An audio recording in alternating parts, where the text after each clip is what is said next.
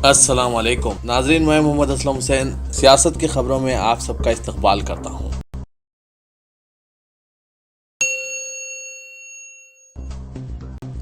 الپیش ٹھاکر، جگنیش میوانی اور پٹیدار quota agitation کے leader Hardik Patel کے خلاف پولیس نے آج احاطے میں زبردستی داخلے کے علاوہ دیگر الزامات کے تحت مقدمہ درج کر لیا، جب ان تینوں نے ایک گھر پر دھاوے کی قیادت کرتے ہوئے دعویٰ کیا تھا کہ وہاں غیر قانونی طور پر شراب رکھی گئی ہے۔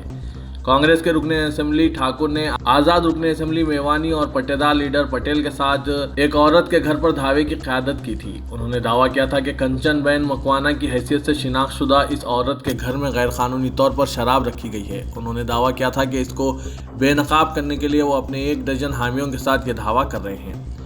مکوانا نے Gandhi Nagar 21 sector police station میں شکایت درج کروائی تھی، جس کا گھر سپرنٹینڈنٹ پولیس کے دفتر کے قریب واقع ہے۔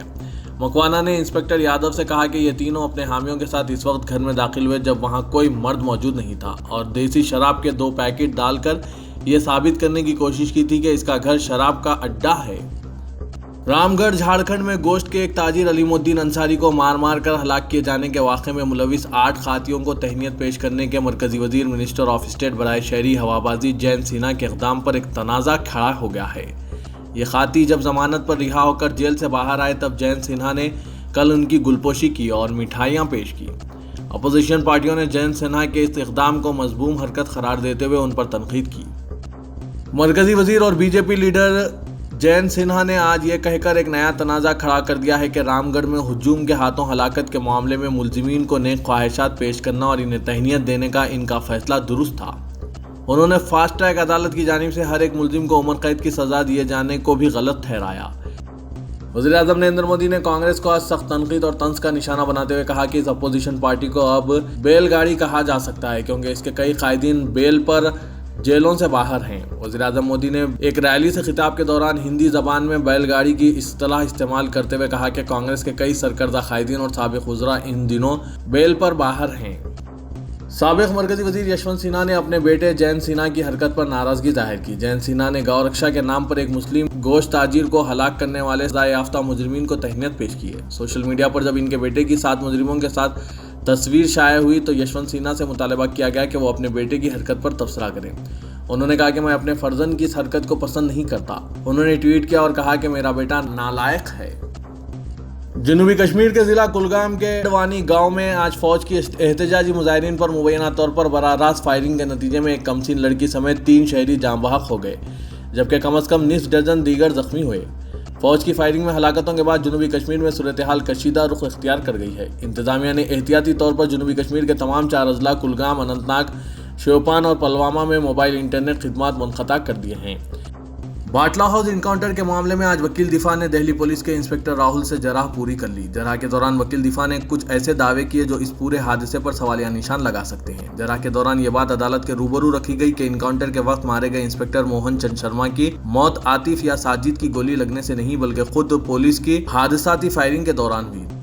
رام جنم بھومی حق ملکیت پر سپریم کورٹ میں جاری سماعت کے درمیان جسٹس سہیل اعجاز صدیقی نے کہا کہ انصاف کا یہ بھی تقاضا ہے کہ اس معاملے کو آئینی بینچ میں منتقل کیا جائے اور ایم اسماعیل فاروقی والے غلط فیصلے کی اصلاح کی جائے کیونکہ یہ فیصلہ غلط تھا۔ واضح رہے کہ گزشتہ 6 جولائی کو بابری مسجد ملکیت مقدمے کی سپریم کورٹ میں سماعت تھی اور اب اگلی سماعت 13 جولائی کو ہونی ہے۔ چنانچہ اس مقدمے میں بابری مسجد کے فریقین کی جانب سے مطالبہ کیا گیا ہے کہ اس کو 5 رکنی آئینی بینچ میں منتقل کیا جائے کیونکہ یہ معاملہ بہت ہی حساس اور سنجیدہ ہے۔ بالی ووڈ کے سینئر اداکار متھن چکرورتی کے بیٹے کی شادی کو اس وقت منسوخ کر دیا گیا جب دلہے کے خلاف ایک خاتون کی جانب سے عصمت ریزی اور دھوکہ دہی کی شکایت کی تحقیقات کے لیے پولیس کی ایک ٹیم وہاں پہنچی۔ پولیس ذرائع نے یہ بات بتائی۔ یہ واقعہ ایک ایسے وقت پیش آیا جب آج ہی دہلی کی ایک عدالت نے اس کیس میں متھن چکرورتی کی بیوی یوگیتا اور ان کے بیٹے مہا اکشے چکرورتی کی درخواست پیش کی ضمانت منظور کی تھی۔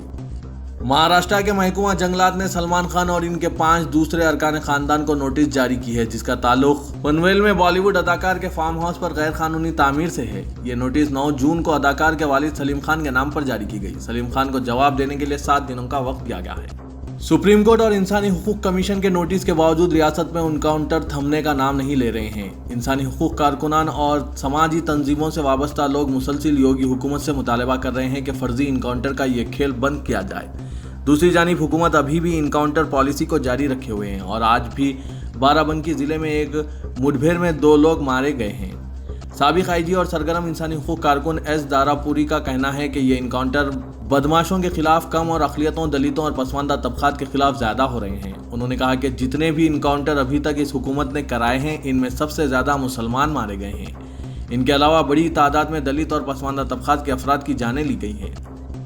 مسجد حرم کے امام و خطیب شیخ ڈاکٹر صالح بن حمید نے کہا کہ سماجی ویب سائٹس انمول نعمت ہے جس کے فوائد بے شمار ہیں۔ ان کی بدولت دنیا بھر کے فاصلے کم ہو گئے ہیں، تاہم وقت کا ضائع بہت بڑا خسارہ ہے جس پر ہر اس انسان کا احتساب ہوگا جس نے وقت کو غیر ضروری سرگرمیوں میں صرف کیا ہوگا۔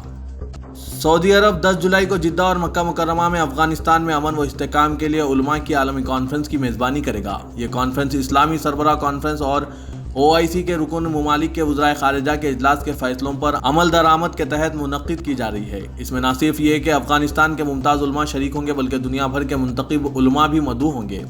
کانفرنس کا مقصد افغانستان میں امن بحال کرنے میں مدد اور ہر طرح کی دہشت گردی، انتہا پسندی اور شدت پسندی کی مذمت کرنا ہے۔ اسرائیلی فورسز نے غزہ سرحد پر امن احتجاج کرنے والے فلسطینیوں پر ایک مرتبہ پھر فائرنگ کر دی جس کے نتیجے میں ایک فلسطینی شہید ہو گیا اور دیگر سینکڑوں زخمی ہو گئے۔ خبر رساں اداروں کے مطابق فلسطین کے علاقے غزہ میں اسرائیلی افواج کی جانب سے فلسطینی مظاہرین پر ظلم و ستم جاری ہے۔ غزہ کی پٹی میں فلسطینی مظاہرین نے اسرائیلی فوج قبضے کے خلاف احتجاجی مظاہرہ کیا۔ اسرائیلی فوجیوں نے نہتے مظاہرین پر براہ راست فائرنگ کر دی جس کے نتیجے میں ایک فلسطینی نوجوان شہید ہو گیا۔ 22 سالہ نوجوان کو سینے پر گولی لگی۔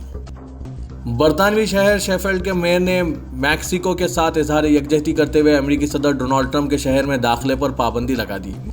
برطانیہ، فرانس، جرمنی سمیت روس اور چین نے ایران کو یقین دہانی کرائی ہے کہ امریکہ کی جانب سے ایران جوہری معاہدہ 2015 سے دستبردار ہونے کے باوجود تہران کو معاہدے کے تحت اقتصادی فوائد حاصل رہیں گے۔ ڈان اخبار میں شائع رپورٹ کے مطابق اس حوالے سے پانچوں عالمی طاقتوں نے عزم کا اظہار کیا کہ معاہدے کی روح سے ایران کے ساتھ تجارتی تعلقات سمیت ایرانی تیل اور گیس کی برآمدات کی سمیت دیگر توانائی سے متعلق امور پر بھرپور تعاون جاری رہے گا۔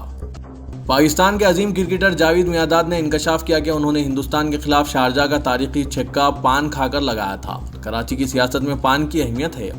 اب انہوں نے عمران خان کی پارٹی تحریک انصاف کے حق میں نیک تمناؤں کا اظہار کرتے ہوئے پارٹی کے امیدوار علی زیدی سے ملاقات کی اور پہلے خود پان کھایا اور پھر علی زیدی کو کھلایا۔ انہوں نے عمران خان کے لیے بھی پان بھجوایا اور کہا کہ پاکستان انتخابات میں عمران خان کو فتح حاصل ہوگی۔ تلنگانہ کے وزیر اعلیٰ کے چندر شیکھر راؤ نے آئندہ 3 سال کے دوران شہر حیدرآباد کی ترقی اور بنیادی سہولتوں کی فراہمی کے لیے 45,000 کروڑ اور ریاست کے دوسرے شہروں پر 10,000 کروڑ جملہ 55,000 کروڑ روپے خرچ کرتے ہوئے شہر حیدرآباد کو گلوبل سٹی کے طرز پر ترقی دینے کا اعلان کیا ہے۔ Commissioner GHMC doctor B Janardhan Reddy نے آج کہا کہ محکمہ موسمیات نے آئندہ 2 تا 3 دن کے دوران شدید بارش کی پیش خیاسی کی ہے۔ ایسے میں تمام لائن ڈپارٹمنٹس کو کسی بھی امکانی ہنگامی صورتحال سے نمٹنے تعاون و اشتراک سے کام کرنا چاہیے۔ آج سائبرآباد پولیس کمشنریٹ آفس میں ایک اجلاس میں انہوں نے اس خیال کا اظہار کیا۔ روزنامہ سیاست و فریڈم ریفائنڈ سن فلاور آئل کی جانب سے خواتین و لڑکیوں کو فن ذائقے میں مہارت حاصل کرنے کا موقع فراہم کرنے چہارشنبہ 11 جولائی کو 10 بجے دن تا 1 بجے دن ایسے Imperial garden Toli Chowki main road میں پکوان کلاسز کا اہتمام کیا گیا ہے۔ ادارے سیاست کی مختلف سماجی خدمات کے ساتھ خواتین کو پکوان کے نئے طریقے سکھانے اور انہیں پکوان میں ماہر بنانے کے لیے شہر کے مختلف مقامات پر پکوان کلاسز کا اہتمام کیا جاتا رہا ہے۔ ان کلاسز میں نہ صرف شہر بلکہ ملک بھر کے معروف اور بین الاقوامی شہرت یافتہ شیفز کی خدمات فراہم کی گئی ہے۔ تلنگانہ وقف بورڈ میں جعلی NOC کا اسکیم ابھی تحقیقات کے مرحلے میں ہی ہے کہ ایک اور اسکیم منظر عام پر آیا ہے۔ بھونگیر میں ایک وقف اراضی کے سروے نمبرات کو تبدیل کرتے ہوئے بورڈ کی منظوری کے بغیر گزٹ نوٹیفیکیشن جاری کر دیا گیا ہے۔